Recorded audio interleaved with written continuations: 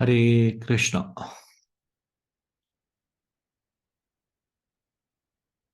हम लोग श्रीमद् भागवतम 12वें स्कंद के 13वें अध्याय का रिवीजन करने जा रहे हैं। तो इससे पहले कि हम ये रिवीजन शुरू करें, कृपया आप सब लोग मेरे पीछे ये प्रार्थना बोलिए। ओम नमो भगवते वासुदेवाय। ओम नमो भगवते वासुदेवाय। ओम नमो भगवते वासुदेवाय। नारायणं नमस्कृत्य नरं चैव नरोत्तमं देवीं सरस्वतीं व्यासं ततो जयम् उदीरयेत्। नष्टप्रायेषु अभद्रेषु नित्यं भागवत सेवया भगवती उत्तम श्लोके भक्तिर्भवति नैष्ठिकी। कृष्णाय वासुदेवाय देवकी नंदनाय च नंद गोप कुमाराय गोविंदाय नमो नमः। मूकं करोति वाचालं पंगुं लंघयते गिरिं यत्कृपातमहं वन्दे परमानन्दमाधवम्। श्रीचैतन्य ईश्वरम् श्रीगुरु दीनतारिणम्। धन्यवाद। श्रीमद् भागवतम 12वां स्कंद 13वां अध्याय। श्रीमद् भागवतम की महिमा। तो इस अध्याय का शुरुआत सूत गोस्वामी जी के वचनों से हुई है। सूत गोस्वामी जी कहते हैं, ब्रह्मा वरुण इंद्र रुद्र तथा मरुतगण दिव्य स्तुतियों का उच्चारण करके तथा वेदों को उनके अंगों पदक्रमों तथा उपनिषदों समेत बांझ कर जिनकी स्तुति करते हैं, सामवेद के गायक जिनका सदैव गायन करते हैं, सिद्ध योगी अपने को समाधि में स्थिर करके और अपने को उनके भीतर लीन करके जिनका दर्शन अपने मन में करते हैं, तथा जिनका पार किसी देवता या असुर द्वारा कभी भी नहीं पाया जा सकता, ऐसे पूर्ण पुरुषोत्तम भगवान को मैं सादर नमस्कार करता हूं। जब भगवान कूर्म कछुए के रूप में प्रकट हुए तो उनकी पीठ पर स्थित भारी घूमने वाले मंदराचल पर्वत की नुकीली पत्थरों के द्वारा खरोची गई, जिसके कारण भगवान उनिंदे हो गए। इस सुप्तावस्था में भगवान की श्वास से उत्पन्न वायुओं द्वारा आप सबों की रक्षा हो। उसी काल से आज तक समुद्री ज्वार भाटा पवित्र रूप में आ जाकर भगवान के श्वास निश्वास का अनुकरण करता रहता है, करता आ रहा है। अब ये जो कुरुम रूप भगवान ने अवतार लिया, उनके पीठ पर मंदराचल पर्वत को रखा गया और फिर देवताओं और दानवों का अ, मंथन किया गया, समुद्र मंथन का। हम्म। तो इस प्रकार से तो वो जो कुरुम था वो तो समुद्र के भीतर था। तो जो उस समुद्र के भीतर जो कुरुम था, तो वो श्वास ले रहा था, श्वास निश्वास के द्वारा उस समुद्र में ज्वार भाटा इस प्रकार से प्रकट हो रहा था। तो यहाँ पे बताया गया कि भगवान जब कुर्म रूप में थे तो भगवान के श्वास लेने से, निश्वास करने से समुद्र में हलचल हुई। और फिर आज भी जो समुद्र में ज्वार भाटा आता है, इस तरह से लहरें आती है, ये समुद्र भगवान के श्वास निश्वास का अनुकरण कर रहा है। तो कोई जानता है, कोई बता सकता है कि अ, ये कौन से समुद्र की बात है? हम्म, बहुत सारे सागर है ना। तो ये कौन से सागर की बात है, बताइए। सिर्फ 3 लोगों को पता है, और लोगों को पता नहीं।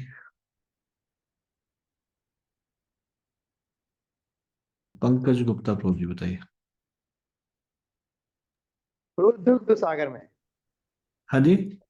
दुग्ध सागर में। दुग्ध सागर क्या बोलते हैं उसको? दुग्ध सागर हमने पढ़ा प्रभु जी। क्षीर सागर। हाँ छी। ठीक है। हरे कृष्ण प्रभु, दंडवत प्रणाम। हाँ। तो अलग अलग प्रकार के सागर है ना? और उनमें से क्षीर सागर, जहाँ पे क्षीर सागर कहाँ पे है? किसी को मालूम है क्षीर सागर? क्षीर सागर कहाँ पे विराजमान है? अमिता मंगलावत जी, आपने हाथ खड़ा किया। श्री कृष्णा प्रभु जी, दंडवत प्रणाम। जरूरत प्रणाम। प्रभु जी, हाँ, ये जो शिशुमार चक्र है ऊपर, जहाँ ध्रुव महाराज को स्थान दिया था भगवान ने, वही भगवान क्षीरोदक विष्णु का निवास स्थान है। और वही सागर है। जो हो सकता है गलत हो, मुझे यही ध्यान आ रहा है प्रभु जी। हरे कृष्णा। ठीक है, ठीक है। श्वेत द्वीप चारों तरफ से घिरा है क्षीर सागर से। जो इस ब्रह्मांड के भीतर जो वैकुंठ है, वो ये 6 सागर इस प्रकार से है। लवण सागर एक है जो सबसे छोटा सागर है। फिर इक्षुरस का सागर, फिर सुरा का सागर, घृत का सागर, दधी का सागर, क्षीर का सागर और मीठे जल का सागर।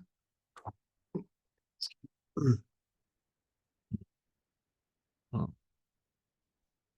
तो ये अ, क्षीर सागर की बात है। क्षीर सागर में कच्छप अवतार में भगवान अ, देवताओं और दानवों को मंथन करने का अवसर देते हैं और कूर्म रूप में अवतार लेते हैं। और जब कूर्म उस सागर के तल में, जब कूर्म अवतार भगवान के कछुआ, एक विशाल कछुआ बैठता है, तो जब वो सांस लेता है श्वास या निश्वास से, उस ज्वार भाटा उठती है। और उसका अनुकरण अभी तक सागर करता आ रहा है।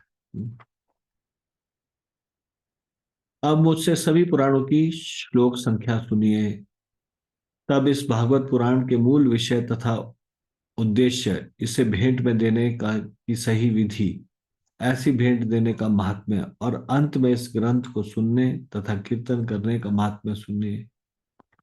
हम्म। और फिर सुत गोस्वामी बताते हैं सारे पुराणों की श्लोक संख्या। फिर वो बताते हैं ब्रह्म पुराण में 10,000, पद्म पुराण में 55,000, श्री विष्णु पुराण में 23,000, शिव पुराण में 24,000 तथा श्रीमद् भागवत में 18,000 श्लोक हैं। नारद पुराण में 25,000, मार्कंडे पुराण में 9,000, अग्नि पुराण में 15,400, भविष्य पुराण में 14,500, ब्रह्म वैवर्त पुराण में 18,000 तथा लिंग पुराण में 11,000 श्लोक है। फिर वराह पुराण में 24,000, स्कंद पुराण में 81,100 और वामन पुराण में 10,000, कुरम पुराण में 17,000 और मत्स्य पुराण में 14,000। गरुड़ पुराण में 19,000 तथा ब्रह्मांड पुराण में 12,000 श्लोक है। इस तरह समस्त पुराणों की कुल श्लोक संख्या 4 लाख है। पुनः इनमें से 18,000 श्लोक अकेले श्रीमद् भागवत के हैं। हम्म। तो अ, अभी आप बता सकते हैं इसमें कि सबसे ज्यादा श्लोक संख्या कौन से पुराण में है? अभी आपने सुना ना, मैंने सारा पढ़ा। कैन यू टेल सबसे ज्यादा श्लोक संख्या कौन से पुराण में है? राजेश लता माता जी, यस माता जी, बताइए। हरे कृष्णा प्रभु जी धन्यवाद। प्रभु जी मैंने आपने अभी किया वो तो नहीं सुना, पर मैंने सुना है महाभारत में सबसे ज्यादा श्लोक है। महाभारत में? हरे कृष्णा प्रभु जी, सॉरी प्रभु जी, मैंने अभी नहीं सुना, अभी जस्ट अभी वो किया है ज्वाइन। जो मैं तो 18 पुराणों में से पूछ रहा हूँ अभी, महाभारत महाभारत नहीं। ठीक है, सॉरी प्रभु जी। ठीक है। हम्म,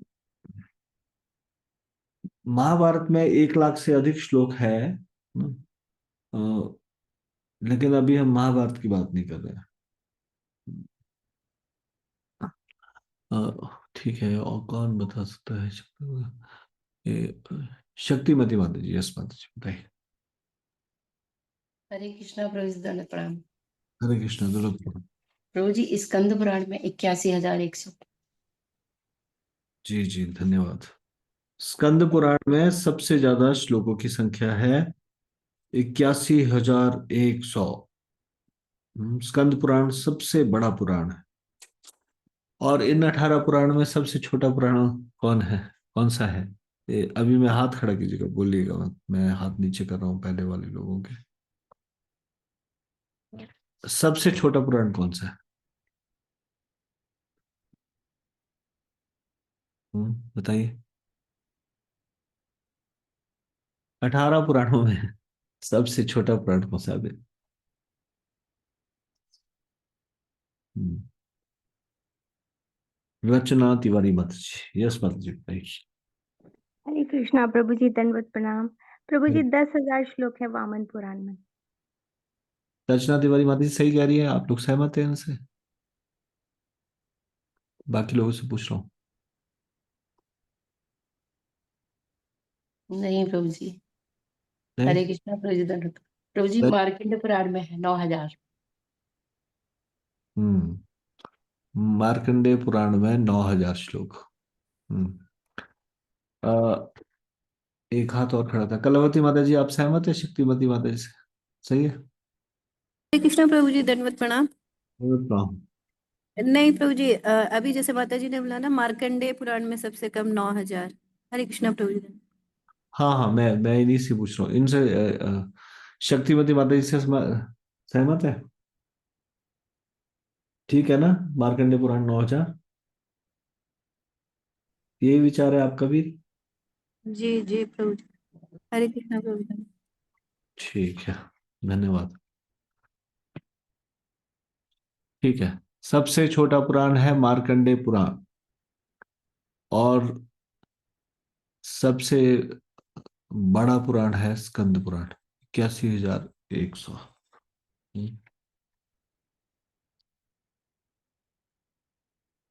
हमने पिछली बारी चर्चा की थी कि ये जो एक ग्रंथ है, उसमें करोड़ों श्लोक थे, लेकिन बाद में संक्षिप्त किया गया।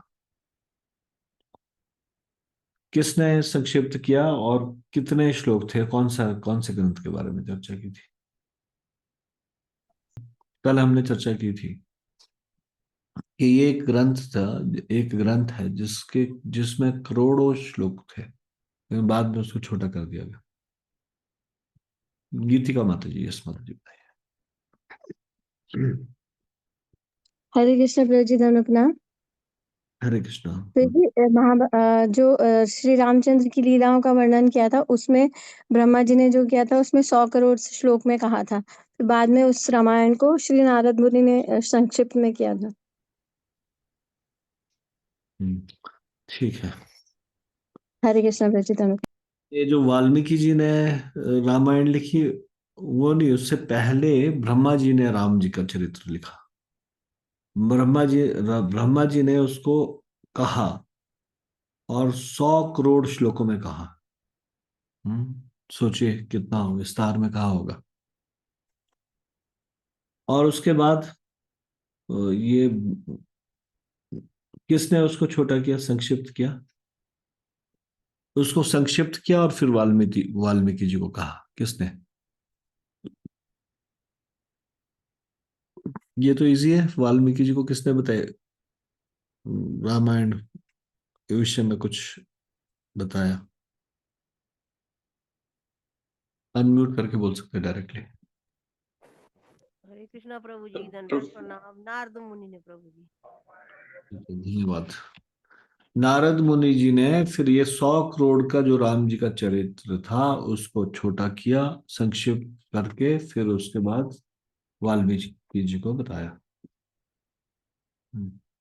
तो इस तरह से अभी ये समस्त पुराणों और इतिहासों, इतिहास में क्या आता है, महाभारत इतिहास में आता है, रामायण इतिहास में आता है, बाकी पुराण अलग है।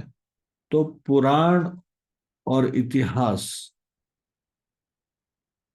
समस्त पुराण और इतिहास की कुल ज्ञात संख्या कितनी है, ये भी हमने कल चर्चा की थी।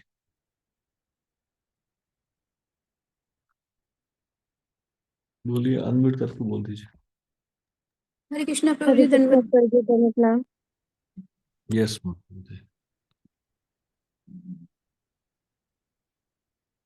बोलिए। प्रभु जी 5,25,000। हरे कृष्णा प्रभु जी, दंडवत।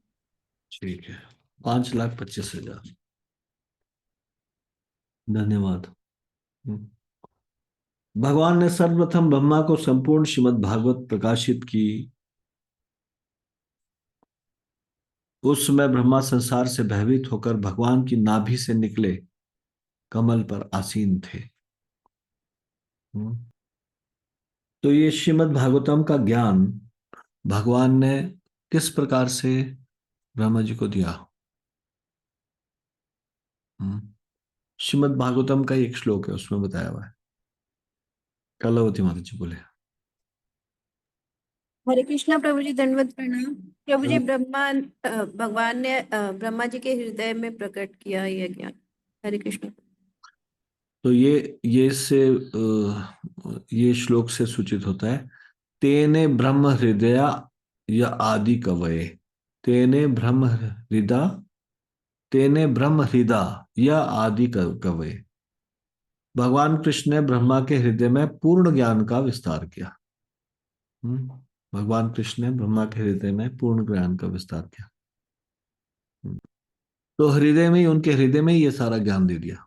भगवान ने उनको बिठा के इस प्रकार से कोई ज्ञान नहीं दिया है, उनको स्पेशली उनके हृदय में ही प्रकट कर दिया। मुंडक उपनिषद में भी कहा गया है, ब्रह्मादेवानां प्रथमा संबभूव विश्वस्य कर्ता भुवनस्य गोप्ता स ब्रह्म विद्यां सर्व विद्या प्रतिष्ठाम अर्थवाय ज्येष्ठ पुत्राय प्राह। समस्त देवताओं में सर्वप्रथम ब्रह्मा का जन्म हुआ। वे इस ब्रह्मांड के सृष्टा तथा इसके रक्षक भी हैं। उन्होंने अपने ज्येष्ठ पुत्र अथर्वा को आत्मविज्ञान की शिक्षा दी। कल वो कंफ्यूजन हो रहा था, अथर्ववेद वो नहीं, ये अलग है अथर्वा, तो इसी से कंफ्यूजन हो रहा होगा शायद, है ना? प्रभु जी पूछ रहे थे ना। हम्म तो अथर्वा को आत्मविज्ञान की शिक्षा दी, जो ज्ञान की अन्य सभी शाखाओं का आधार है। किंतु अपने उच्च पद के बावजूद भी ब्रह्मा तब भी भगवान की माया शक्ति के प्रभाव से भयभीत रहते हैं। तो सर्वप्रथम क्या है, भगवान ने ब्रह्मा को संपूर्ण श्रीमद् भागवत प्रकाशित की। श्रीमद् भागवतम आदि से अंत तक कैसी कथाओं से भरा पड़ा है? बताइए, कल क्या सुना आपने? श्रीमद् भागवतम शुरू से लेकर अंत तक कैसी कथाओं से भरा पड़ा है? दो चीजें बताई थी कि उस श्रीमद् भागवतम में आदि से अंत तक ये दो विशेष बातें हैं।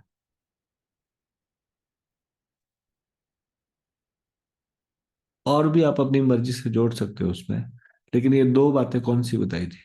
श्रीमद् भागवतम शुरू से लेकर अंत तक, उनमें से ये दो चीजें से भरा पड़ा है। कौन बताएगा आप में से? इंदुमती गोपिका माता जी बोले। हरे कृष्णा प्रभु जी, दंडवत प्रणाम। हरे कृष्ण, दंडवत प्रणाम। प्रभु जी, भगवान और भगवान के भक्तों की कथाएं हैं ये श्रीमद् भागवतम में। ये दो चीजें, एक भगवान की कथा, एक भक्त की कथा, ऐसा?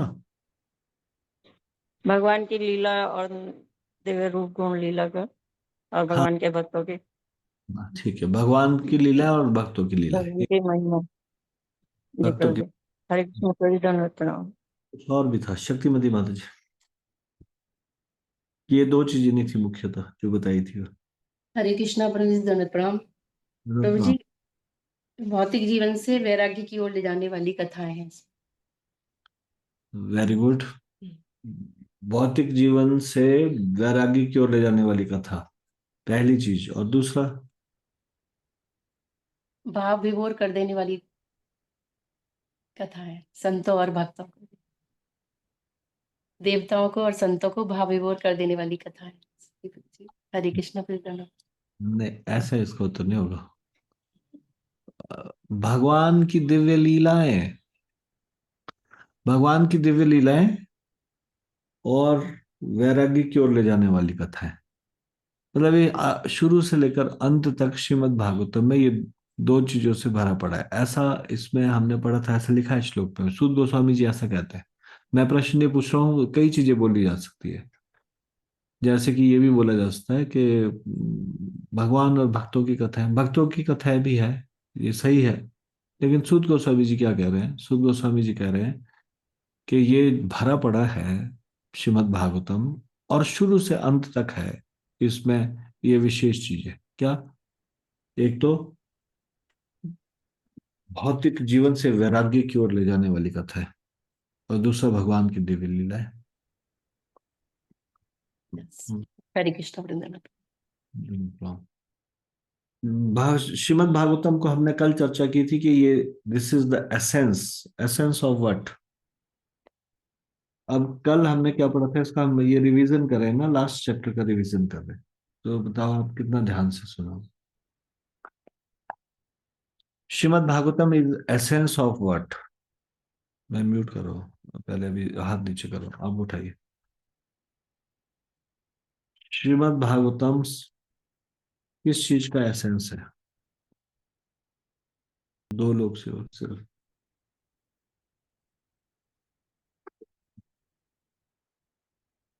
कैसे सुनते हो आप लोग? श्रीमद् भागवतम किस चीज का सार है? चलो अच्छा हिंदी में बोलते हो, सार बताओ, किस चीज का सार है? एसेंस मतलब सार। दीक्षा शर्मा माता जी बोलिए। हरे कृष्णा प्रभु जी, दंड प्रणाम। प्रभु जी, हरे गलती कृष्ण। तो क्षमा करना प्रभु जी। भगवान की शरण ग्रहण करना प्रभु जी।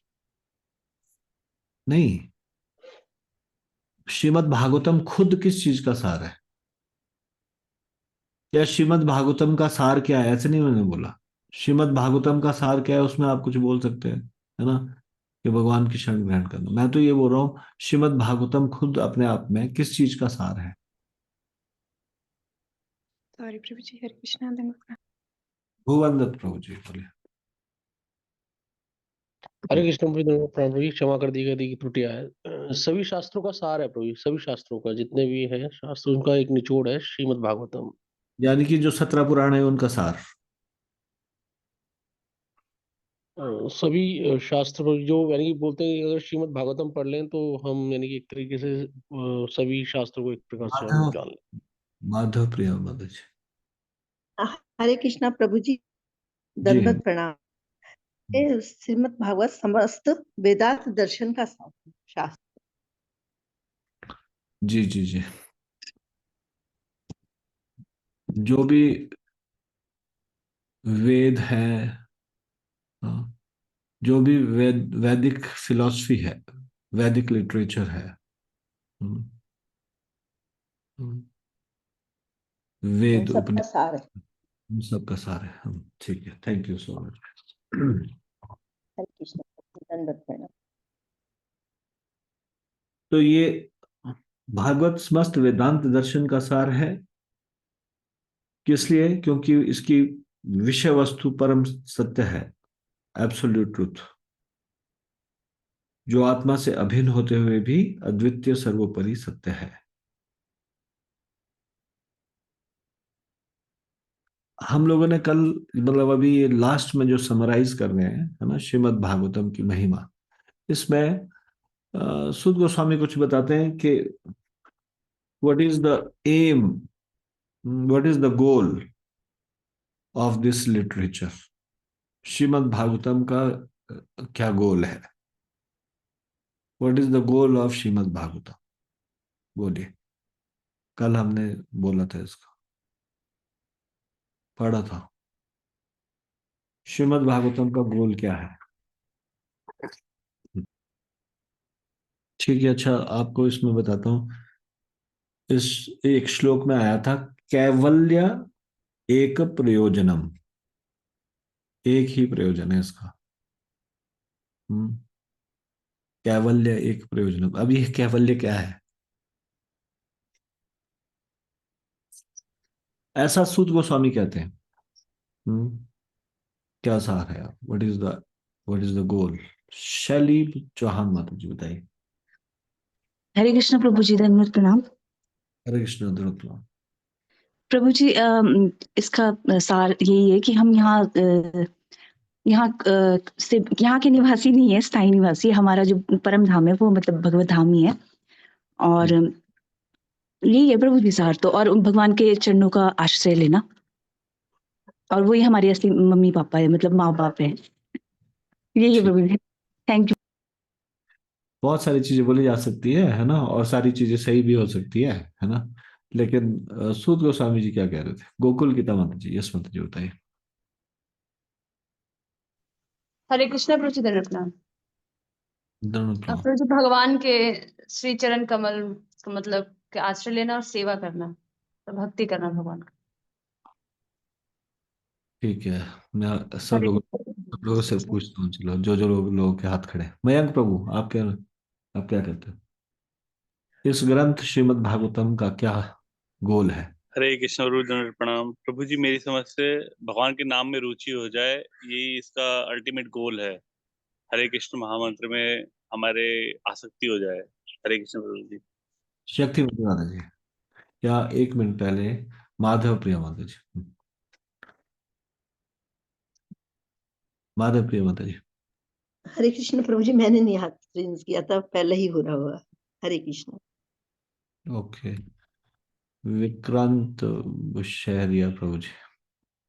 हरे कृष्णा प्रभु जी, दंडवत प्रणाम। हरे कृष्णा, दंडवत प्रणाम। प्रभु जी, भागवतम का लक्ष्य हर एक जीव को अपने स्वधाम वापस लेके जाना एक हो सकता है प्रभु जी। और हाँ हरे जी, कृष्णा प्रभु। ठीक है। आशा देवी माता जी। हरे कृष्णा प्रभु जी, दंडवत प्रणाम। दंडवत प्रणाम। प्रभु जी, भागवतम एक ऐसा ग्रंथ है जो भक्तों को का जीवन है, और जो अभक्त हैं उनको भी इस भक्तों की श्रेणी में लाने का एक सार है। हरे कृष्णा प्रभु जी, दंडवत प्रणाम। ठीक है, कलावती माता जी। हरे कृष्णा प्रभु जी, दंडवत प्रणाम। प्रभु जी, श्रील शुत गोस्वामी के अनुसार भागवतम का एम है एकमात्र भगवान श्री कृष्ण की भक्ति करना। हरे कृष्णा प्रभु जी। थैंक यू सो मच, ये तो सही है। इसमें इसमें लिखा है एक्सक्लूसिव डिवोशनल सर्विस।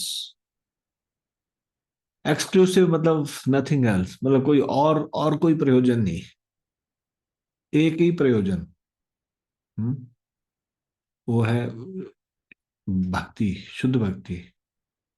शुद्ध भक्ति का ही मतलब है ना, जिसमें कोई भी चीज मिश्रित ना हो। तो goal, what is the goal of this literature? The goal of this literature is exclusive devotional service towards Lord. ये सूद गोस्वामी कहते हैं। यहाँ पे जो मैंने बोला था अभी, कैवल्य एक प्रयोजनम, कैवल्य का मतलब भी यहाँ पे इस प्रकार से बताया है कि exclusive devotional service to the lord, ये प्रयोजन है। Thank you so much. फिर उसके बाद में इसमें बताया जाता है कि कैसे इस श्रीमद् भागवतम को यदि कोई औरों को सुनाता है या बताता है या फिर उपहार में देता है। तो अभी सुनाता है भगवान की कथा औरों को या सुनता है, इसके बारे में तो हमने कई बार पढ़ा। उपहार में देता है इसके बारे में नहीं पढ़ा था, है ना।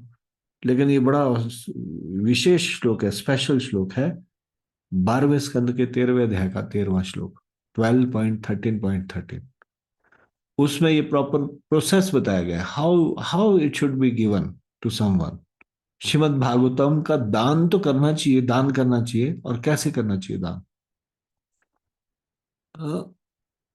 तो फिर उसमें ये कहते हैं कि भद्र पूर्णिमा के दिन, भाद्र मास की पूर्णमासी के दिन अगर कोई सोने के सिंहासन पर रखकर श्रीमद् भागवत का दान उपहार के रूप में देता है तो उसे परम दिव्य गंतव्य प्राप्त होगा।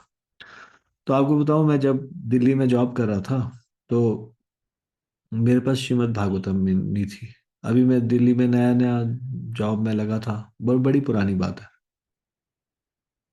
तो उसमें एक डिवोटी का मेरे को फोन आता है और वो बोलते हैं आपके पास श्रीमद् भागवतम है। मैंने बोला नहीं, अब आपने खरीदी। मैंने बोला नहीं, अभी तो नहीं खरीदी। आपको कौन सा पसंद है, इंग्लिश या हिंदी? तो मैंने बोला क्यों, किस लिए? अभी तो मैं नहीं खरीदने वाला हूँ, मेरे पास अभी पैसे इकट्ठे करूंगा तो खरीदूंगा। तब की बात है जब शुरू में जॉब कर रहा था। तो उन्होंने बोला बताओ आपको चाहिए, कैसी चाहिए, इंग्लिश या हिंदी? अब हिंदी में काफी सारी थोड़ी मिस्टेक्स भी थी और कुछ ट्रांसलेशन में कमियां भी थी। इंग्लिश वाली ट्रांसलेशन सही थी। और फिर एक बार मेरी नजर पड़ी थी बीबीटी बुक शॉप में कि वहाँ दो प्रकार की भागवतम होती थी। एक भागवतम होती थी जो बिल्कुल थोड़ा छोटा साइज था, जिसको कहीं पे भी हाथ में लेके जाया जा सकता था। तो उसके काफी सारे वॉल्यूम थे। मैं आपको दिखाता हूँ, ये वाली श्रीमद् भागवतम, ये अभी वो काफी छोटी है, आप देख पा रहे हैं। जैसे जैसे ये वाली, ये बड़ी है श्रीमद् भागवतम, ये हिंदी में या इंग्लिश में इतनी मोटी, और ये एक बिल्कुल छोटी सी है हाथ में रखने वाली। कैन यू सी, देख पा रहे हैं आप? ये छोटी, अभी ये बीबीटी शायद प्रकाशित नहीं करती ये छोटे साइज की, लेकिन ये बहुत हैंडी है, इसको कहीं पे भी कैरी किया करके ले जाया जा सकता है ये बुक को। तो फिर मैंने कहा कि इंग्लिश वाली पसंद है और ये वाली छोटे साइज की वहां मिलती है मंदिर में, वो वाली पसंद है। और फिर उसके बाद उन्होंने भद्र पूर्णिमा के दिन, मुझे मालूम नहीं था कि वो ऐसे करने वाले हैं, गिफ्ट देने वाले हैं, इसलिए वो पूछ रहे हैं। उन्होंने भद्र पूर्णिमा के दिन मुझे फिर ये पहला भागवतम सेट मुझे मिला था, विच वॉज ए गिफ्ट। वो मेरे पास अभी भी है। जब मुझे कभी ट्रैवल करना होता है या कहीं ले जानी होती है भागवतम, जो जो ज्यादा बड़ा साइज नहीं उठा सकते, तो फिर ये बहुत सारी छोटी छोटी बुक्स है, तो फिर मैं ये वाली बुक्स को लेके जाता हूँ। तो फिर भक्त लोग सुनते हैं, फिर बाकी भक्तों की भी सहायता करना चाहते हैं, उनको श्रीमद् भागवतम लेने में हेल्प करना चाहते हैं, है ना। तो ऐसे ही एक भक्त थे और उन्होंने इस प्रकार से बिना पूछे मुझे इस तरह से भागवतम का सेट दिया था। अभी भी मेरे पास है। मेरे पास दोनों है श्रीमद् भागवतम, हिंदी का भी है, इंग्लिश का भी है। हिंदी का मैंने बाद में खुद से लिया था। तो श्रीमद् भागवतम का यदि कोई इसको दान करता है और इसको उपहार में किसी को देता है तो उसे परम दिव्य गंतव्य प्राप्त होगा। स याति परमाम गतिम, वो व्यक्ति परम गंतव्य को प्राप्त होगा। ऐसा क्यों लिखा है सोने के सिंहासन पे? पहले किसी भी चीज को बहुत वैल्यू दी जाती थी तो उसको सोने का सिंहासन पे राजा और राजा ही बैठते थे, है ना। कोई सामान्य व्यक्ति तो बैठ नहीं सकता। तो सोने का सिंहासन, श्रीमद् भागवतम पुस्तक के लिए सोने का सिंहासन मतलब ये सारे के सारे ग्रंथों का राजा है ना। ये सारे के सारे सारे पुराणों का राजा है श्रीमद् भागवतम। अभी इस्कॉन में जैसे गीता मैराथन होती है, दिसंबर का महीना आने वाला है, अभी भी सभी भक्त लोग भगवत गीता के वितरण में लग जाते हैं। वैसे भाद्र मास में श्रीमद् भागवतम मैराथन भी होती है। श्रीमद् भागवतम के वितरण में लोग लग जाते हैं। जैसे इस बार हमने एक्स्ट्रा ऑर्डिनरीली कम कर दिया था श्रीमद् भागवतम का प्राइस, और बहुत ही अच्छा रिस्पॉन्स आया, और बहुत सारे लोगों ने खरीदी भी और उपहार में भी दी भक्तों को। हाँ, तो श्रीमद् भागवतम पढ़ना, लोगों को बांटना, जैसे बांटना मतलब उनकी शिक्षाएं लोगों को देना, सुनाना, सुनना, जैसे इसका लाभ है वैसे ही श्रीमद् भागवतम किसी को उपहार के रूप में देना, ये भी, इसका भी बहुत लाभ है। अन्य सारे पुराण तब तक संत भक्तों की सभा में चमकते हैं जब तक अमृत के महासागर श्रीमद् भागवत को सुना नहीं गया हो। पहली बात तो अन्य ग्रंथ भी महत्वपूर्ण हो सकते हैं, लेकिन तब तक महत्वपूर्ण हो सकते हैं जब तक उनके बीच में श्रीमद् भागवतम ना आ जाए। हाँ?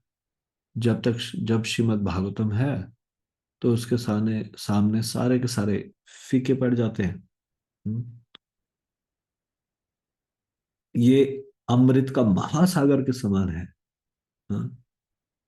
एक तो सागर जो इतना विशाल होता है, और सागर भी हो ऊपर से अमृत में। हाँ? अमृत का सागर हो, तो अमृत का सागर। श्रीमद् भागवत को समस्त वेदांत दर्शन का सार कहा जाता है। तो यहाँ पे भी दोबारा से बात बोली गई। पहले पहले ये 14वें श्लोक में कही गई बात, यह भागवतम समस्त वेदांत दर्शन का सार है। सर्व वेदांत सारम, ये 12वें श्लोक में बताया गया, और 15 श्लोक में फिर से ये बात रिपीट की गई। सर्व वेदांत सारम, सेम शब्द। 12वां श्लोक भी शुरू हो रहा है सर्व वेदांत सारम शब्द से, और 15वां श्लोक भी शुरू हो रहा है सर्व वेदांत सारम इस शब्द से।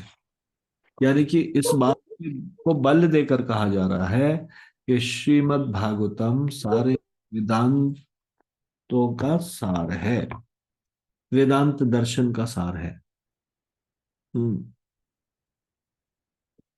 और फिर ये बताया जा रहा है कि जिसे इसके अमृत में रस से तुष्टि हुई है, वह कभी अन्य किसी ग्रंथ के प्रति आकृष्ट नहीं होगा।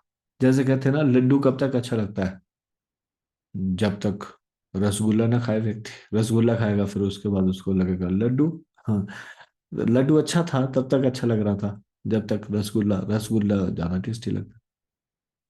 हाँ, तो उसी प्रकार से यहाँ पे भी ये बताया गया है कि और अन्य पुराण इत्यादि अच्छे लगेंगे तब तक जब तक श्रीमद् भागवतम न पढ़ा जाए। और जिसने एक बार जिसकी इस श्रीमद् भागवतम के अमृत में रस से तुष्टि हो गई, वो अब अन्य किसी ग्रंथ के प्रति आकृष्ट नहीं होगा। वो अब किसी ग्रंथ के प्रति आकृष्ट नहीं होगा। यानी कि ये इतना रस से भरा हुआ है, अमृत रस से भरा है श्रीमद् भागवतम। और फिर उसके बाद एक बहुत ही फेमस श्लोक जो आप सब लोग प्रचार करते हुए इस्तेमाल करते हैं। हालांकि आप इसको शिवजी परम वैष्णव है, परम भक्त है, ये बताने के लिए इस श्लोक को कोट करते हैं, लेकिन यहाँ पे ये भागवतम की महिमा के बीच में ये श्लोक कहा गया है। क्या है वो श्लोक? निम्नगानाम यथा गंगा। निम्नगानाम मतलब नीचे की ओर बहने वाली नदियों में जैसे कि गंगा है, मतलब जिस तरह से गंगा सबसे श्रेष्ठ है। नीचे की ओर बहने वाली मतलब समुद्र की ओर बहने वाली नदियों में जिस प्रकार से गंगा सबसे श्रेष्ठ है। देवानाम अच्युतो यथा, सारे देवताओं में जैसे अच्युत भगवान यानी कि भगवान विष्णु सबसे श्रेष्ठ है। ब्रह्मा विष्णु महेश या अन्य भी जितने भी देव है, इंद्रदेव, हाँ, या अलग अलग प्रकार के देव, उसमें सबसे श्रेष्ठ विष्णु अच्युत भगवान है। और फिर बताया वैष्णवा नाम यथा शंभु। और जो वैष्णव मतलब होते हैं जो भगवान विष्णु के भक्त, और विष्णु के भक्तों में जैसे शिव जी सबसे श्रेष्ठ है, शंभु मतलब शिव जी। तो ये वाला श्लोक कोट करते हैं ना हम लोग प्रचार करते हुए, वैष्णवा नाम यथा शंभु। Shiv ji, Shiv is a top most devotee, हाँ, सबसे बड़े वैष्णव है। भक्त लोग शिव जी को सम्मान करते हैं और इस रूप में करते हैं कि वो विष्णु के सबसे बड़े भक्त हैं, हाँ। ऐसा श्रीमद् भागवतम का वक्तव्य है। वैष्णवा नाम यथा शंभु पुराणाम इदम तथा। और सारे पुराणों में ये सबसे श्रेष्ठ है, ये इदम, इदम मतलब ये श्रीमद् भागवतम। तो हालांकि ये श्रीमद् भागवतम की महिमा बताने के लिए बताया गया है, लेकिन इसको प्रचार में ज्यादातर इस्तेमाल किया जाता है ये बताने के लिए कि शिव जी सारे के सारे भक्तों में, वैष्णवों में श्रेष्ठ है। और शिव जी कैसे श्रेष्ठ है, कई बार कई लोगों को मालूम नहीं होता, वो सोचते हैं शिव जी विष्णु सब बराबर है, सब एक है। और अगर मान लीजिए कोई इस प्रकार से गलत धारणा भी रखता है, ये समझता जो वास्तव में नहीं है, हाँ, मतलब शिव जी को कई बार पूजा करते हुए देखते हैं राम जी के रूप में, जैसे उन्होंने रामेश्वर की पूजा की, तो लोग कंफ्यूज हो जाते हैं। वो सोचते हैं कि नहीं, राम जी ने भी तो पूजा की शिव जी की, शिव जी थोड़ी नहीं पूजा करते राम जी की हमेशा, हाँ। लेकिन मनुष्य की लीला कर रहे हैं रामचंद्र जी, इस प्रकार से व्यवहार कर रहे हैं और शिव जी को सम्मान दे रहे हैं। वैसे तो भगवान कृष्ण ब्राह्मणों के चरण भी धो रहे, सुदामा जी के भी चरण धोए, हाँ, सबको सम्मान दे रहे भगवान। उससे ये चीज नहीं साबित हो जाएगी कि या फिर कई लोग बोलते हैं विष्णु के इष्ट शिव, शिव के इष्ट विष्णु, तो ऐसा नहीं है। शिव जी की कोई तपस्या करके यदि शिवलोक भी चला जाए और वो मन में यही समझता रहे शिव जी सबसे श्रेष्ठ भगवान है, सबसे बड़े भगवान शिव जी है, तो वहां जाके उसको थोड़ा सरप्राइज मिलेगा। क्या सरप्राइज मिलेगा? शिव जी चारों तरफ योगियों मुनियों इत्यादि और लोगों से घिरे हुए हैं, और क्या कर रहे हैं? भगवान का गुणगान कर रहे हैं। तो फिर वो सोचेगा कि भक्त लोग पहले मुझे बता रहे थे इस पृथ्वी लोक पे कि कृष्ण की भक्ति कर लो, फिर उसके बाद यहाँ पे भी कृष्ण की भक्ति करनी पड़ेगी, ये मुझे मालूम नहीं था शिवलोक में आके। शिव जी खुद से उनकी भक्ति कर रहे हैं। कृष्ण, राम या फिर विष्णु, ये पर्यायवाची शब्द ही है, एक ही तत्व है, हाँ, विष्णु तत्व है, हाँ। तो शिव शिव जी जिस प्रकार से वैष्णवों में सबसे श्रेष्ठ है, उसी तरह से पुराणों में सबसे श्रेष्ठ है श्रीमद् भागवत। हे ब्राह्मणों, जिस तरह पवित्र स्थानों में काशी नगरी अद्वितीय है, उसी तरह समस्त पुराणों में श्रीमद् भागवतम सर्वश्रेष्ठ है। श्रीमद् भागवतम पुराणम अमलम, ये भी श्लोक कोट किया जाता है कई बार, है ना, यह बताया जाता है 18वें श्लोक में बताया गया है। कैसा है श्रीमद् भागवतम पुराण? अमलम। अमलम का मतलब होता है पूर्णतया शुद्ध, जिसमें कुछ भी त्यागने लायक वस्तु नहीं है। हाँ। मतलब कुछ भी वेस्ट चीज नहीं है। अमल पुराण है, कुछ भी कोई चीज का मल नहीं है। मल का मतलब जो भी कोई चीज waste, something which is waste, ये है मल। अमलम मतलब एवरीथिंग इज यूजफुल, सारी चीजें यूजफुल है। परफेक्टली प्योर, ये समझ सकते हैं, अमलम का मतलब परफेक्टली प्योर। तो ये श्रीमद् भागवतम है, ये अमल पुराण है, निर्मल पुराण है, वैष्णवों को अत्यंत प्रिय है, क्योंकि यह परम हंसों के शुद्ध तथा सर्वोच्च ज्ञान का वर्णन करने वाला है। यह भागवत समस्त भौतिक कर्मों से छूटने के साधन के साथ ही दिव्य ज्ञान, वैराग्य, भक्ति की विधियों को प्रकाशित करता है। जो कोई श्रीमद् भागवतम को गंभीरता पूर्वक समझने का प्रयास करता है, जो समुचित ढंग से श्रवण करता है और भक्ति पूर्वक कीर्तन करता है, वह पूर्ण मुक्त हो जाता है। मुझे एक चीज याद आ रही है, जब मैं दिल्ली में रहता था, मंदिर के नजदीक ही रहता था, ईस्ट ऑफ कैलाश में, तो वहां प्रतिदिन मैं ऑफिस के लिए तैयार होके ही ऐसी इस प्रकार से मंगल आरती में तो धोती कुर्ता में जाते थे, वैष्णव ड्रेस में, फिर उसके बाद घर आना, प्रसाद पाना, और फिर मंदिर में ही माला कर लेना, और फिर उसके बाद 8 बजे तक किसी तरह से पहुंच जाना दोबारा लेक्चर सुनने के लिए। तो फिर एक बार एक भक्त हैं, वरिष्ठ भक्त हैं, अभी कुछ ही जल समय में उनको संन्यास मिलने वाला है, इस्कॉन के भक्त, वो उनकी नजर मेरे ऊपर पड़ी। तो उन्होंने कहा कि आप, उन्होंने वो 2-3 बार वहाँ ईस्ट ऑफ कैलाश टेम्पल में आए, तो उनके नजर मेरे ऊपर पड़ी, तो उन्होंने कहा कि आप प्रतिदिन श्रीमद् भागवतम सुनते हो, तो जॉब भी कर रहे हो साथ में? मैंने बोला हाँ, ऑफिस के जाने से पहले मैं प्रयास करता हूँ, मतलब प्रतिदिन सुनता हूँ। तो बोलते आपको मालूम नहीं आप कितना ये अद्भुत कार्य कर रहे हैं, इसका रिजल्ट, मतलब ये जो प्रतिदिन श्रीमद् भागवतम सुनना है, ये साधारण नहीं है। हम्म। और फिर उसके बाद अभी जब ये श्रीमद् भागवत की महिमा में पढ़ रहा हूँ, तो मुझे उनके वो शब्द याद आते हो, है ना, और ये बात पक्की है कि उसका बहुत लाभ हुआ, बहुत लाभ हुआ, बहुत कुछ सीखने को मिला, बहुत कुछ प्रतिदिन श्रवण करने से। ये प्रतिदिन श्रवण करना इतना महत्वपूर्ण है, इतना इंपॉर्टेंट है।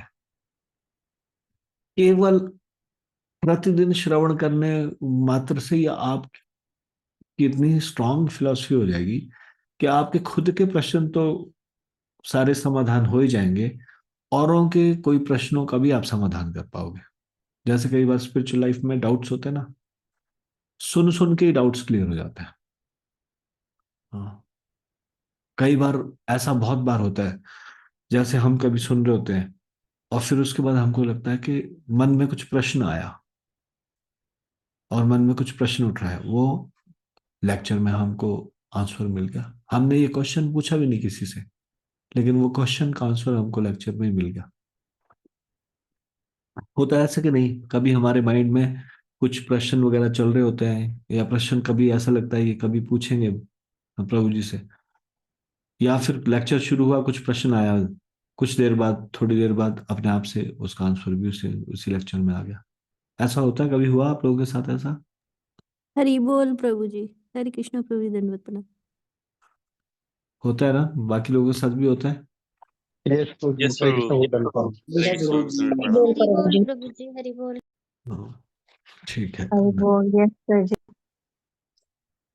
तो ये श्रीमद् भागवतम साधारण नहीं है। श्रीमद् भागवतम से प्रतिदिन अनेक पाप नष्ट हो रहे हैं सुनने मात्र से। और भक्ति में आप भक्ति लता का सिंचन कर रहे हो, प्रतिदिन आप भक्ति लता का सिंचन कर रहे हो, आपका भक्ति, आपके हृदय में कृष्ण के प्रति प्रेम बढ़ेगा ही, भक्ति बढ़ेगी बढ़ेगी। आप सोचिए, जब आप पहले जब श्रवण नहीं करते थे, जब भक्तों का संग नहीं करते थे, तब में और अब में कितना अंतर है ना, खुद से आप महसूस कर सकते हैं अंतर। फिर आगे सुध गोस्वामी कहते हैं, मैं उन शुद्ध तथा निष्कलुष परम पूर्ण सत्य का ध्यान करता हूं, जो दुख तथा मृत्यु से मुक्त है, और जिन्होंने प्रारंभ में इस ज्ञान के अतुलनीय दीपक को ब्रह्मा से प्रकट किया। तत्पश्चात ब्रह्मा ने इसे नारद मुनि से कहा, जिन्होंने इसे कृष्ण द्वैपायन व्यास से कह सुनाया। शिल व्यास ने इस भागवत को मुनियों में सर्वोपरि सुखदेव गोस्वामी को बतलाया, जिन्होंने कृपा करके इसे महाराज परीक्षित से कहा। तो इस प्रकार से ये श्रीमद् भागवतम आगे हम तक पहुंचा, इसका श्रीमद् भागवतम का ज्ञान। हम सर्वव्यापक साक्षी भगवान वासुदेव को नमस्कार करते हैं, जिन्होंने कृपा करके ब्रह्मा को यह विज्ञान तब बतलाया जब वे उत्सुकता पूर्वक मोक्ष चाह रहे थे। मैं श्री सुखदेव गोस्वामी को सादर नमस्कार करता हूं, जो श्रेष्ठ योगी मुनि हैं और परम सत्य के साकार रूप हैं। उन्होंने संसार रूपी सर्प द्वारा काटे गए परीक्षित महाराज को बचाया। हे ईशों के ईश, हे स्वामी, आप हमें जन्म जन्मांतर जन्मांतर तक अपने चरण कमलों की शुद्ध भक्ति का वर दें। देखिए ये प्रार्थना कितनी अच्छी है, या आप भी कर सकते हैं ये प्रार्थना। भव भवे भवे यथा भक्ति। बोलेंगे आप मेरे पीछे एक बार, ये प्रार्थना कीजिए भगवान से। जन्म जन्मांतरों में क्या चाहिए मुझे? आपके चरणों की, चरण कमलों की शुद्ध भक्ति चाहिए। मतलब ये प्रार्थना है कि हे भगवान, अगर मेरा जन्म हो दोबारा तो मैं फिर आपके चरणों की भक्ति ना छूटे, ये जन्म जन्मांतर तक आपके चरणों की भक्ति मिले। इस संसार से अगर हम भगवत धाम भी चले जाएंगे, है ना, तो भी मतलब अगर नहीं गए तो इस संसार में, और अगर चले गए तब तो मतलब वो भक्ति प्राप्त हो ही गई। तो मेरे पीछे बोलिए, भवे भवे यथा भक्ति पादयोस्तव जायते यथा कुरुष्व देवेश, सॉरी, तथा कुरुष्व देवेश नाथस्त्वं नो यतः प्रभो। हे शुकेश, हे स्वामी, आप हमें जन्म जन्मांतर तक अपने चरण कमलों की शुद्ध भक्ति का वर दें। यही भक्त की इच्छा है। मैं आपसे एक प्रश्न पूछता हूं, आप सोचिए और मुझे बताइए। एक वैष्णव भजन है, जिस वैष्णव भजन में ये कहा गया है कि हे भगवान, यदि मुझे ब्रह्मा का जन्म भी मिले तब भी मुझे स्वीकार नहीं, आपके विरुद्ध होने के लिए। और अगर मुझे कीड़े का भी जन्म मिले, लेकिन तो भी एक भक्त के घर में अगर मुझे मिले तो मैं कीड़े का जन्म भी स्वीकार कर लूंगा। कौन सा वैष्णव भजन है वो? कौन बताएंगे? 3 लोगों को मालूम है आउट ऑफ 150। 150 लोगों में से 3 लोगों को मालूम है। 4 लोग,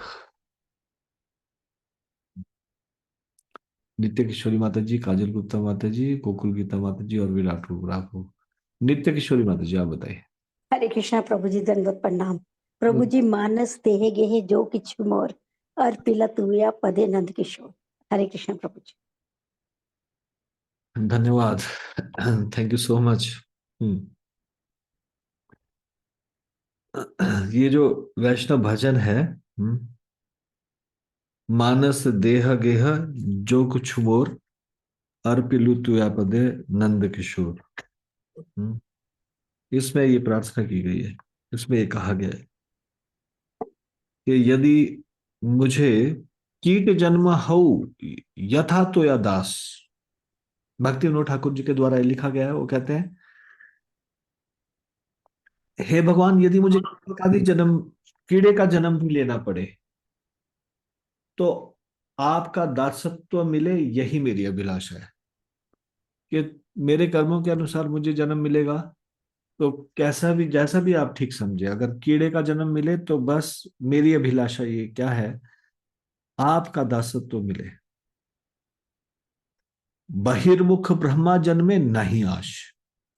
यदि ब्रह्मा का भी जन्म है और आपके बहिर्मुख होना पड़े तो मुझे कभी कदापि स्वीकार नहीं। ये हमारी भी अभिलाषा होनी चाहिए भक्तों की। और भक्तों की अभिलाषा कैसी होनी चाहिए कि हे भगवान, यदि मुझे कोई भी इस प्रकार का कोई भी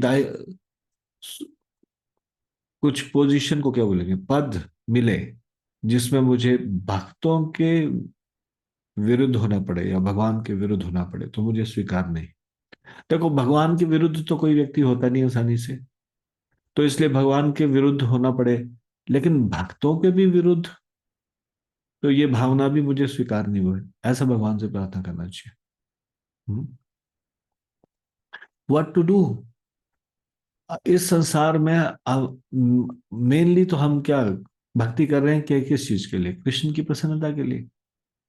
और कृष्ण की प्रसन्नता के लिए जो भक्ति कर रहे हैं, उसमें हम भक्ति को सबसे ज्यादा नष्ट करने वाला है वैष्णव अपराध। तो ये वैष्णव अपराध से मैं बचा रहूं किसी भी तरह से।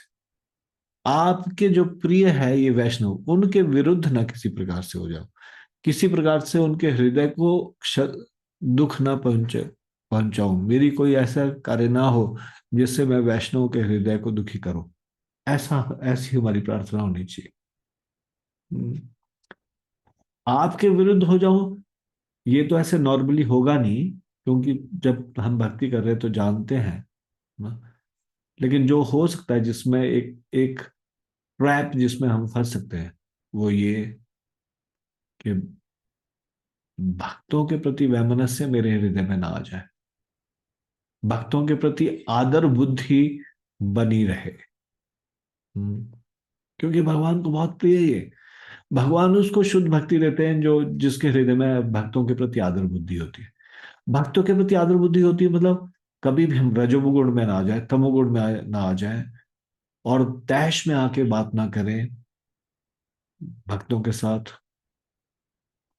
उनको किसी प्रकार से नीचा दिखाने का प्रयास न करें, उनको किसी चीज से जिससे वो उद्विग्न हो जाए ऐसे शब्द ना बोलें या ऐसे कार्य ना करें जिससे कि भक्त लोग उद्विग्न हो जाए।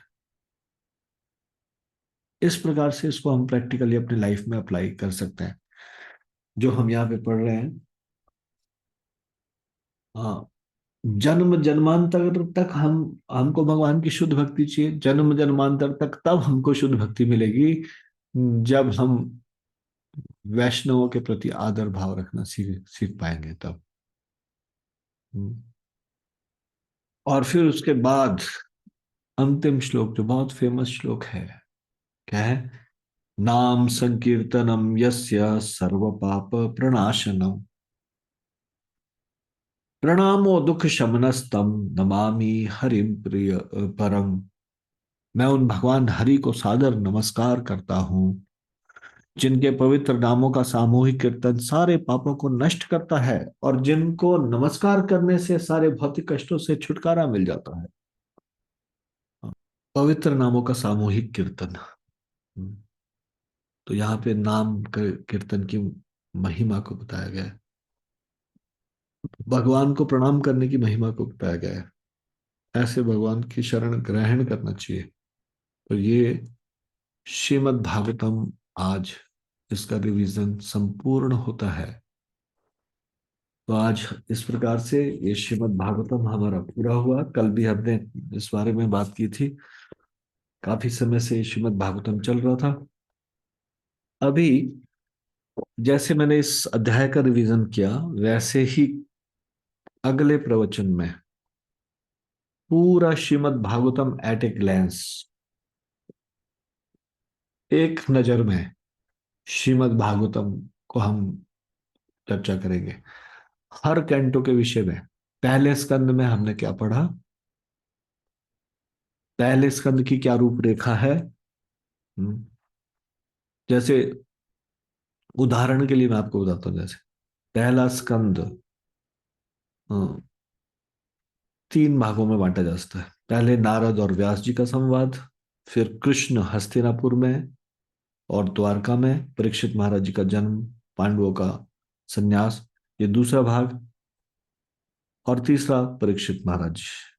के विषय में बताया गया। तो ऐसे फर्स्ट कैंटो में क्या क्या बताया गया, उसके अंदर कितने चैप्टर्स आते हैं, अगर आप चाहें तो इसको कॉपी पेन लेके भी नोट कर सकते हैं। हाँ, कॉपी पेन मतलब हम अगले अगले लेक्चर में इसको करेंगे, ये बड़ा इंपॉर्टेंट होगा। आप एक लेक्चर में सारा का सारा, आपको सारा का सारा आपके पास शॉर्ट में सारा आ जाएगा। नारद और व्यासदेव जी का संवाद जैसे कितने अध्यायों तक चला पहले स्कंद में, फिर उसके बाद ये सारे इस तरह से कैटेगराइजेशन करेंगे पूरा का पूरा 12 स्कंद तक। पहले स्कंद में क्या क्या है, दूसरे स्कंद में क्या है, तीसरे स्कंद में क्या है, चौथे स्कंद में क्या है, हम चैप्टर्स में नहीं जाएंगे, या फिर एक चैप्टर के बारे में एक दो लाइन में बता दूंगा कि इस चैप्टर में ये है। टोटल फर्स्ट कैंटो में कितने चैप्टर्स हैं, उन चैप्टरों में क्या क्या कितने कैसे कैसे उसका डिवीजन है, तो ये हम चर्चा करेंगे मेरे ख्याल से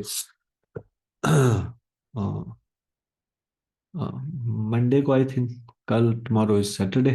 कल एक मैरिज फंक्शन में होगा, कल तो क्लास कोई प्रभु जी लेंगे, और फिर परसों भी उनका होगा। तो फिर ये सारा कैटेगराइजेशन इसका Srimad Bhagavatam at a glance we will discuss.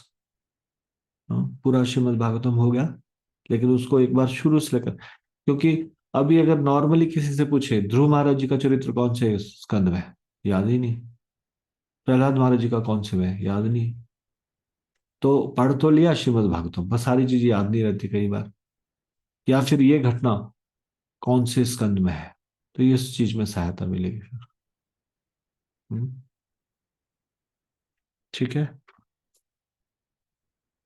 आज की चर्चा में से यदि किसी का कोई प्रश्न है या टिप्पणी है तो कृपया हाथ खड़ा कीजिए।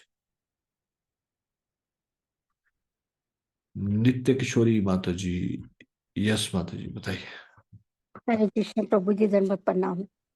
प्रभु जी आपको बहुत बहुत धन्यवाद, क्योंकि कोई भी शिक्षा बिना शिक्षक के समझ नहीं आ सकती। आप तो आध्यात्मिकता का ज्ञान देकर हमारे अज्ञानमय नेत्र को खोलकर ज्ञान की रोशनी से प्रज्वलित कर रहे हैं।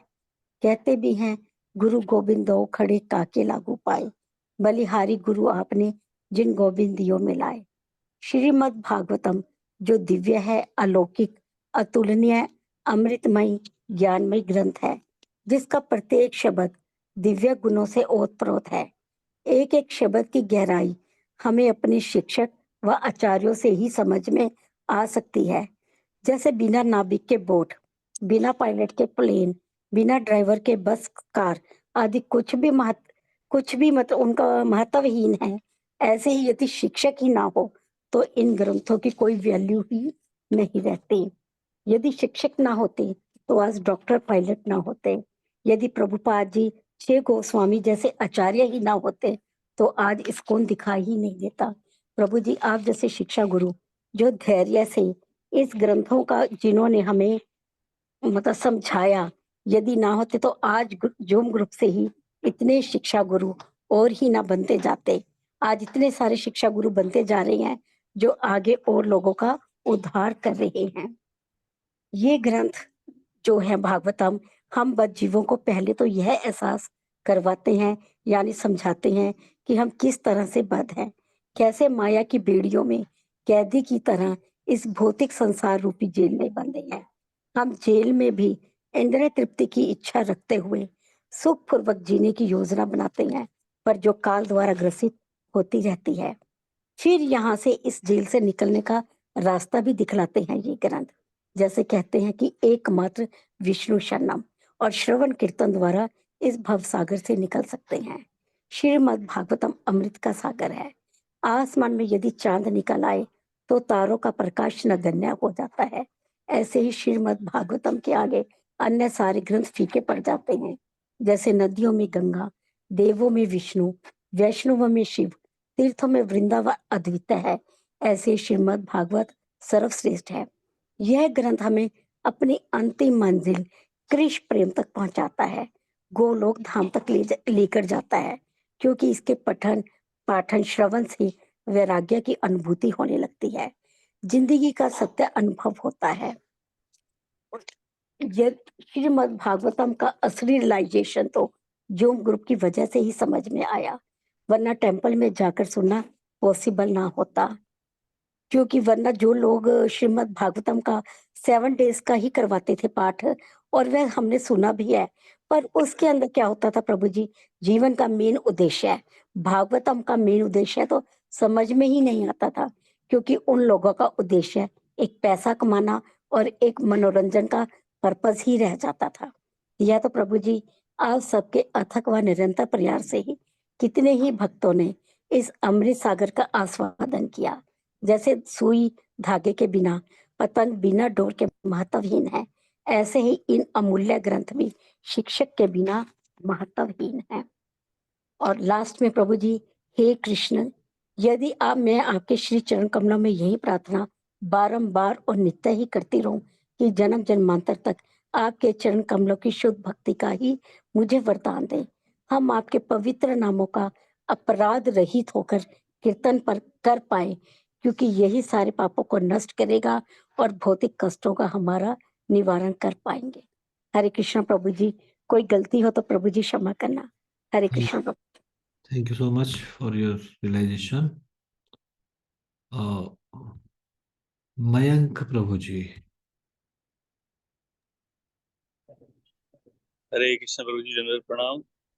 प्रभु जी, जिस तरह से आपने हमें पता चला है कि श्रीमद् भागवतम जो है वेदांत दर्शन का सार है और इसका गोल भगवान की प्रेम भक्ति है, उस तरह से प्रभु जी भगवद गीता को हम क्या कह सकते हैं, इसका गोल क्या है और इसका सार क्या है, क्या दोनों सेम है?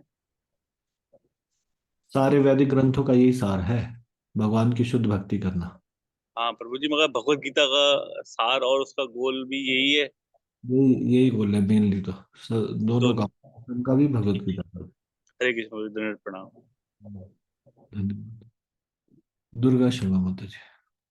हरे कृष्ण प्रभु जी, दंडवत प्रणाम। दंडवत प्रणाम। प्रभु जी, जैसे कुछ लोग बोलते हैं कि भगवत गीता को ओपन नहीं रखते हैं, कपड़े में बांध के रखते हैं, तो उसे ओपन रख के कलेश पड़ता है। नहीं, ऐसा नहीं, वो लोग ये मूर्खतापूर्ण, ठीक है। कि उसमें महाभारत का वो होता है, तो इसलिए महाभारत को बोला जाता है कि घर में भी महाभारत होती है तो इसलिए ओपन नहीं। कोई महाभारत नहीं होती। देखो आप बताओ, इतने सारे भक्त लोग इतने शांति से रह रहे, बल्कि उनकी महाभारत खत्म हो गई उसके बाद, जो घर में होती थी, जब से गीता आई तब से महाभारत खत्म हो गई, आपस में लड़ाई झगड़ा खत्म हो गया, है ना। जी जब जब भक्ति का भाव बनेगा तो फिर व्यक्ति का झगड़ालू स्वभाव भी कम हो जाएगा ना। ये सारी फालतू की बातें हैं जो लोग बोलते हैं, ना, इस पे ध्यान नहीं। जी प्रभु जी, थैंक यू सो मच प्रभु जी। हरे कृष्णा, धन्यवाद। ठीक है, हम इसको अभी यहीं पे विराम देंगे। श्रीमद् भागवतम की जय, शिल प्रभुपाद की जय, निताई गौर हरि।